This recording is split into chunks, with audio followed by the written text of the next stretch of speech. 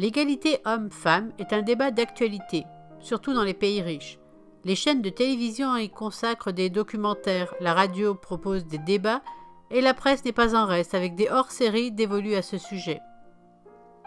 Qu'en est-il au Japon, troisième puissance économique mondiale? Les femmes bénéficient-elles d'un salaire équivalent pour le même travail qu'un homme?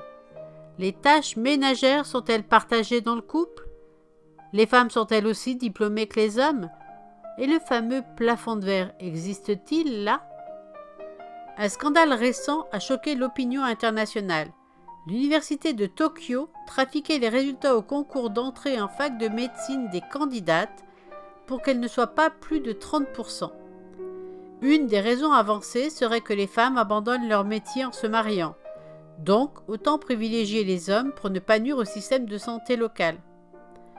Le cas de cette université est particulier, car les femmes japonaises sont encouragées à poursuivre leurs études. En 2018, le Japon occupait la 110e place sur 144 en termes d'égalité, loin derrière les autres pays riches, selon le rapport Gender Equality publié chaque année. En comparaison, la France est à la 12e place.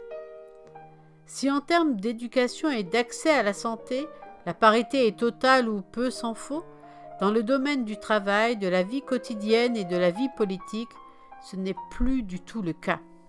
La culture japonaise, longtemps fermée aux influences extérieures, s'est développée sur un patriarcat fort, avec une préférence pour les femmes soumises, amantes et mères. On retrouve ces thèmes dans la littérature classique japonaise, puis plus récemment dans les films et les mangas. Même si la société japonaise a évolué vers plus d'équité, elle reste fondamentalement conservatrice. Certains parlent d'un profond sexisme enraciné dans la culture japonaise.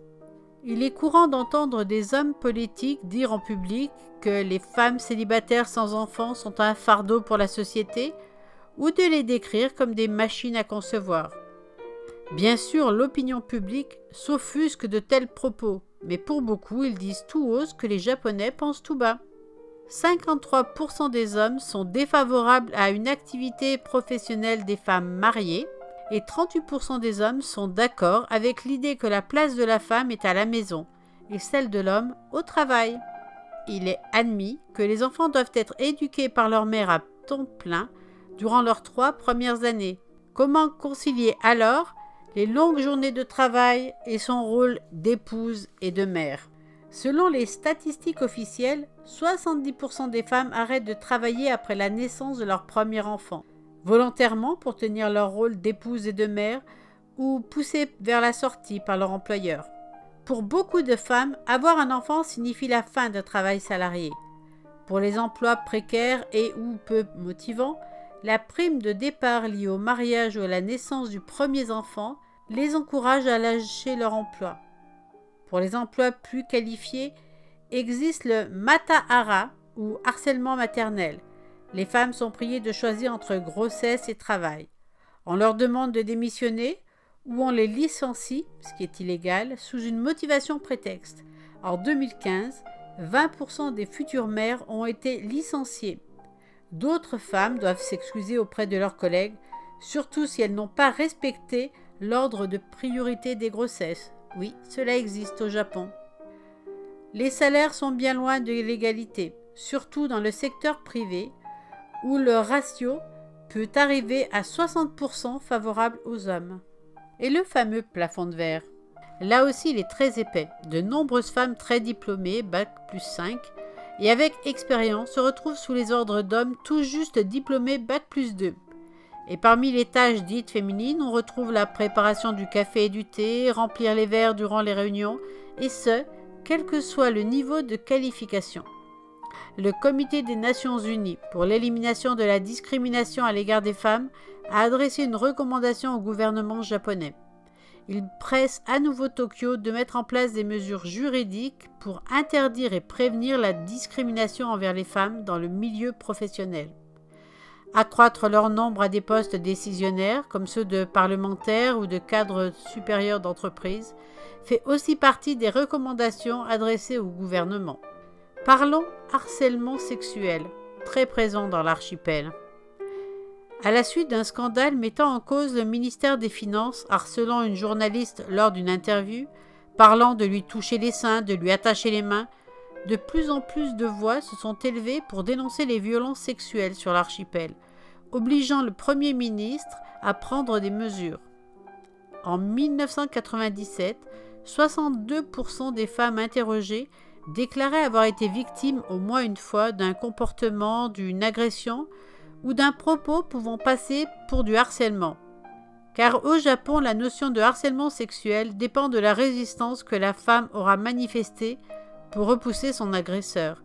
Cependant, si la femme japonaise se plaint, bien souvent elle risque le licenciement ou autre forme similaire d'exclusion et donc l'arrêt définitif de sa vie professionnelle. Dans les bureaux, de nombreux collègues masculins sont fiers de montrer aux autres employés des images et fichiers pornographiques sur leurs ordinateurs. Les supérieurs directs font des attouchements. Et pour finir, les vieilles employées aux alentours de 40 ans, désireuses de conserver leur emploi ou pour évoluer, sont souvent contraintes à avoir des rapports sexuels avec leur directeur. Dans l'archipel, seuls 3,7% des victimes de viol se rendent à la police. Le cas d'une autre journaliste est révélateur de cette situation. En octobre 2017, elle accusait un proche de Shinzo Abe, le Premier ministre, de l'avoir violée. Depuis, face aux avalanches de critiques et de menaces de mort, elle a dû quitter le Japon. Pourtant, un manga mensuel qui paraît depuis août 2018 dénonce les clichés sexistes et remporte un franc succès auprès des jeunes filles et des femmes. Il raconte l'histoire de Nina, une lycéenne peu ordinaire, qui est également une idole de la chanson. Il ne nie pas la féminité, mais il encourage les filles à être elles-mêmes, à devenir ce qu'elles veulent. Preuve d'une évolution dans la société nippone. Le Premier ministre souhaite une plus grande participation des femmes au monde du travail. Pourquoi ? Parce que le pays manque de bras. Des lois ont été votées pour plus d'égalité, comme celle pour la parité en politique. Mais pour l'instant, aucune sanction n'a été prévue en cas de non-respect du quota.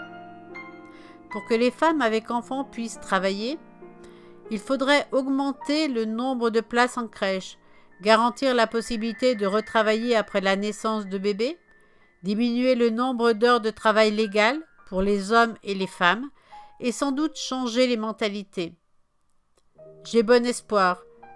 Le Japon est un pays vieillissant, et les prochains dirigeants, plus jeunes, seront sans doute plus réceptifs à plus d'égalité dans tous les domaines. Merci à vous d'avoir regardé la vidéo. Si vous l'avez appréciée, pensez à mettre un pouce bleu sous la vidéo. Ça m'encourage à continuer à travailler pour améliorer les suivantes. Vous pouvez également regarder la vidéo sur les Love Hotels au Japon. Et si vous voulez approfondir le sujet dont je viens de parler, vous trouverez les liens en dessous dans la partie description. À bientôt pour une prochaine vidéo sur le Japon.